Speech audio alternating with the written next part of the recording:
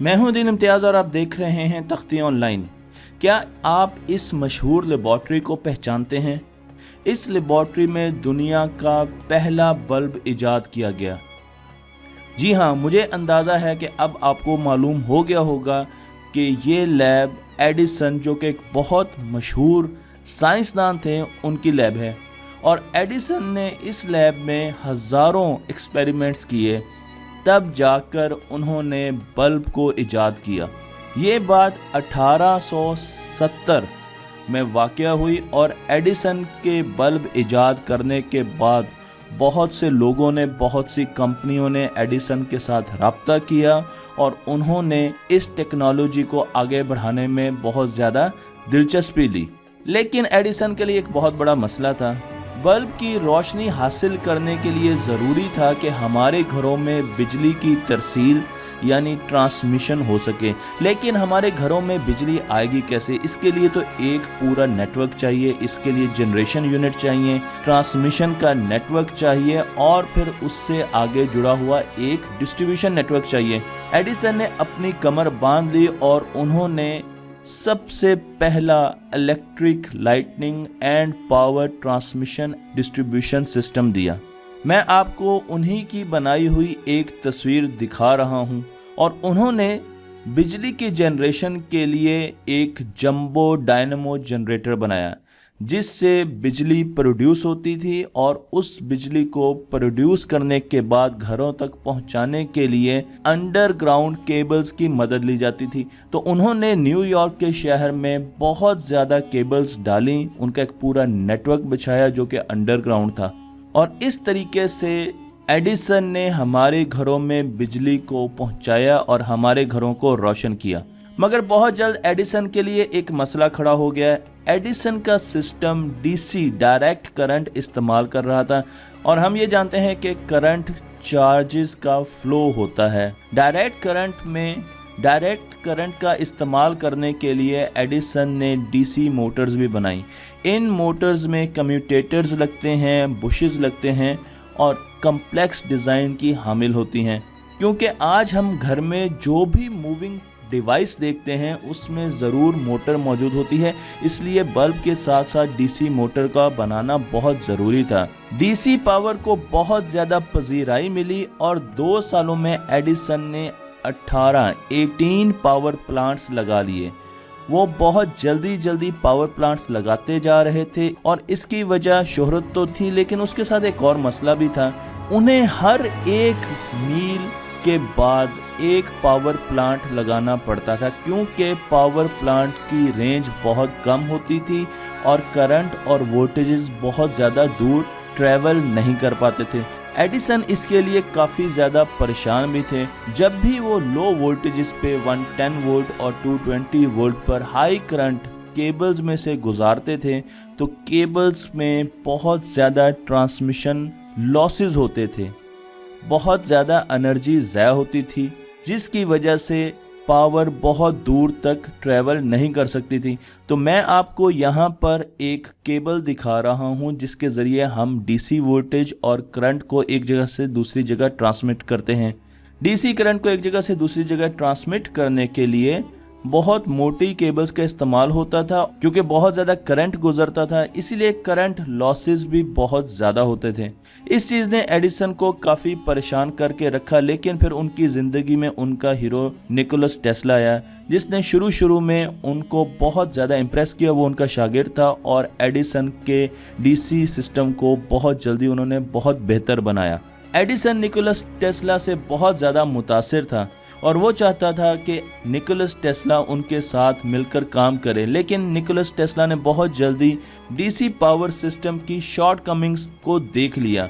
Tesla ये जानते थे कि अगर उन्होंने बहुत दूर दराज के इलाकों में पावर को, बिजली को लेके जाना है तो उन्हें डीसी करंट और वोल्टेजेस से बाहर निकलकर किसी नई टेक्नोलॉजी के बारे में सोचना होगा। उनके जहन में एसी करंट का खाका था, जो कि आज हमारे घरों में बहुत ज़्यादा इस्तेमाल होता है। और जब उन्होंने एसी करंट के बारे में एडिसन को बताया तो एडिसन को ये आइडिया कुछ ज़्यादा भाया नहीं। उन्होंने टेस्ला को फ़ौरन झिड़क दिया और उन्हें डीसी सिस्टम पर तवज्जो देने को कहा। आप यहाँ पर देख सकते हैं कि डीसी सिस्टम में चार्ज एक जगह से दूसरी जगह ट्रेवल करते हैं, जबकि एसी सिस्टम में चार्ज ऑसिलेट करते हैं अपनी ही पोजीशन पर बैक एंड फोर्थ। इन्हीं दिनों में एक यूरोपियन साइंटिस्ट ने ट्रांसफार्मर के नाम से एक डिवाइस बनाया। दो किस्म की कॉइल्स होती हैं, एक को हम प्राइमरी कॉइल कहते हैं और एक को सेकेंडरी कॉइल कहते हैं। तो जब हम यहाँ पर 110 वोल्ट एसी देते हैं इनपुट पर प्राइमरी कॉइल पर, तो सेकेंडरी कॉइल, अगर ये एक स्टेप अप ट्रांसफार्मर है तो आउटपुट पर हमें वोल्टेजेस बहुत ज़्यादा मिलेंगे, इवन किलो वोल्ट्स में भी हमें वोल्टेजेस मिल सकते हैं।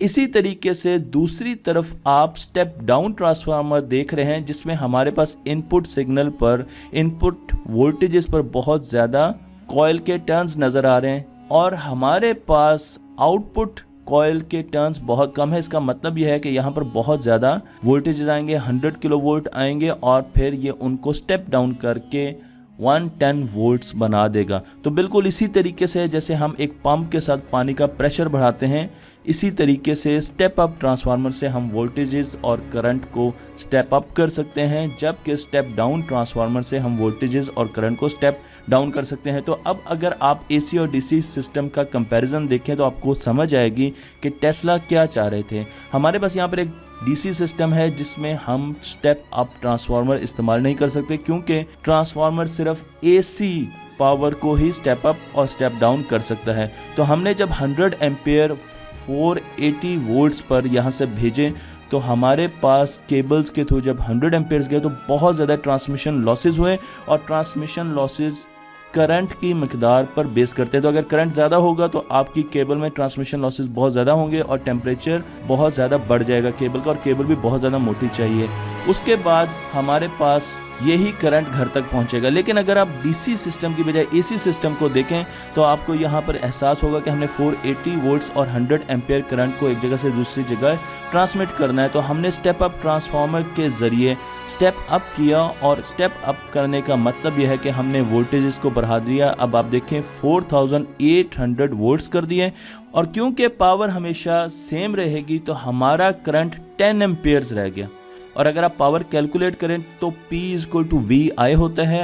10 को अगर 4800 से मल्टीप्लाई करें तो आपके पास वही पावर आएगी जो आपको यहाँ पर मिल रही है। लेकिन हमने क्या किया, करंट कम कर दिया। जब हमने करंट कम किया तो हमें केबल्स भी छोटे साइज़ की चाहिए और उनमें ट्रांसमिशन लॉसेस बहुत ज़्यादा कम हो गए, क्योंकि करंट बहुत कम ट्रैवल कर रहा है। और दूसरी तरफ हमने एक स्टेप डाउन ट्रांसफार्मर लगा दिया जिसने 4800 वोल्ट्स को दोबारा 480 वोल्ट्स में कर दिया, और हमारे पास 100 एम्पेयर्स जनरेट हो गए। तो जब हमने long range long distance transmission करनी है तो हम करंट को कम कर देते हैं और वोल्टेजेस को बढ़ा देते हैं।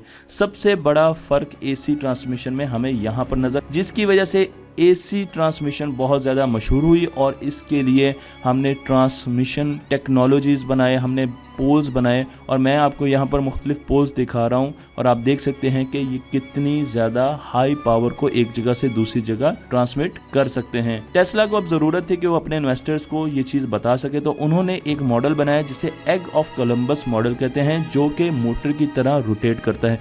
जब इसको ऑन किया जाता है तो इसके अंदर ये एक एग है जो रोटेट करना शुरू कर देता है। और इसी तरीके से टेस्ला ने बताया कि हम एसी पावर के ज़रिए भी मोटर बना सकते हैं और फिर उससे मूविंग डिवाइसेस बनाए जा सकते हैं, और ये सब एक रोटेटिंग मैग्नेटिक फील्ड से हो रहा है जो कि एसी करंट प्रोड्यूस करता है। इसके साथ साथ हम मोटर्स और फिर जनरेटर्स भी बना सकते हैं जो कि एसी करंट को प्रोड्यूस कर सकता है।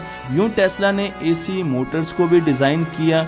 आपको यहाँ पर डीसी मोटर और एसी मोटर की शक्ल नज़र आ रही है जिसमें आपको कोई ख़ास फ़र्क नज़र नहीं आएगा।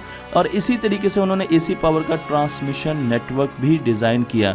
एडिसन को ये बात बिल्कुल अच्छी नहीं लगी, सो उन्होंने एसी करंट के ख़िलाफ़ एक कैंपेन शुरू की। उन्होंने जानवरों को और उन कैदियों को जिनको सज़ाए मौत हो चुकी थी उनको एसी करंट के ज़रिए मारना शुरू किया और लोगों को दिखाना शुरू किया कि एसी करंट हमारी बॉडी के लिए कितने ख़तरनाक है, इसको बिल्कुल घरों में ना लाएं और इसको बिल्कुल इस्तेमाल ना करें। टेस्ला आहिस्ता आहिस्ता कामयाबी की सीढ़ियां चढ़ता जा रहा था और उन्होंने एक बहुत बड़ी कंपनी वेस्टिंग हाउस के साथ कॉन्ट्रैक्ट किया। उन्होंने वहां पर डेमो दिया और अपने लिए नए फाइनेंसर ढूंढे। अब बारी आ रही थी इस चीज़ को मार्केट करने के लिए। तो एक बहुत बड़ा मेला फेयर 1893 में शिकागो में होना था और उसके लिए टेस्ला ने पहले ही तैयारी कर ली थी।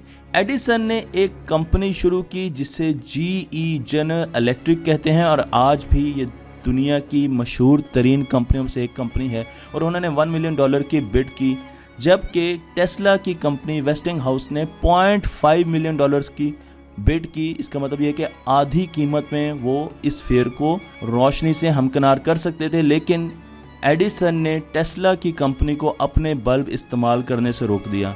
टेस्ला ने बहुत जल्द अपने डिज़ाइन किए हुए बल्ब बनाए जो कि एडिसन के बल्ब से बहुत ज़्यादा रोबस्ट थे और कम एनर्जी लेते थे, और यूं टेस्ला ने शिकागो में होने वाले इस मेले को 4 चांद लगा दिए। वहां पर बहुत से लोग मौजूद थे जिनमें एक लॉर्ड केल्विन भी थे, जिन्होंने AC करंट की ये फतह देखते हुए टेस्ला को इनवाइट किया कि वो नियाग्रा फॉल्स पर पावर प्लांट लगा सके, पानी के ज़रिए बिजली पैदा कर सके, और टेस्ला ने पानी के ज़रिए बिजली पैदा की। उन्होंने नियाग्रा फॉल पर 1896 में 10 जनरेटर्स लगाए जो कि 37,000 किलोवाट पावर प्रोड्यूस करते थे, और इस पावर को स्टेप अप करके AC नेटवर्क और ट्रांसफार्मर का इस्तेमाल करके बहुत दूर दूर के इलाकों पर भेजा गया। और कहा जाता है कि अमेरिका में बाकायदा बिजली का आगाज़ नियाग्रा फॉल के इन पावर प्लांट से हुआ। आज भी हम पानी से बिजली इसी प्रिंसिपल पर बनाते हैं, जब हम पानी को एक टनल के ज़रिए बहाते हुए टरबाइन पर फेंकते हैं। टरबाइन जैसे ही घूमती है तो उसके साथ लगा जनरेटर का रोटर भी घूमता है और फिर हमें वहां पर 3 फेज पावर मिलती है, जिसको हम स्टेप अप करके ट्रांसफार्मर्स के ज़रिए पूरे मुल्क में डिस्ट्रीब्यूट कर देते हैं। बात सिर्फ स्टेप अप करने पर ही ख़त्म नहीं होती, बल्कि आपके घर तक पावर को लाने में मुख्तलिफ़ किस्म की ट्रांसमिशंस हो रही होती हैं जो कि मुख्तलिफ वोल्टेजेस पर काम कर रही होती हैं।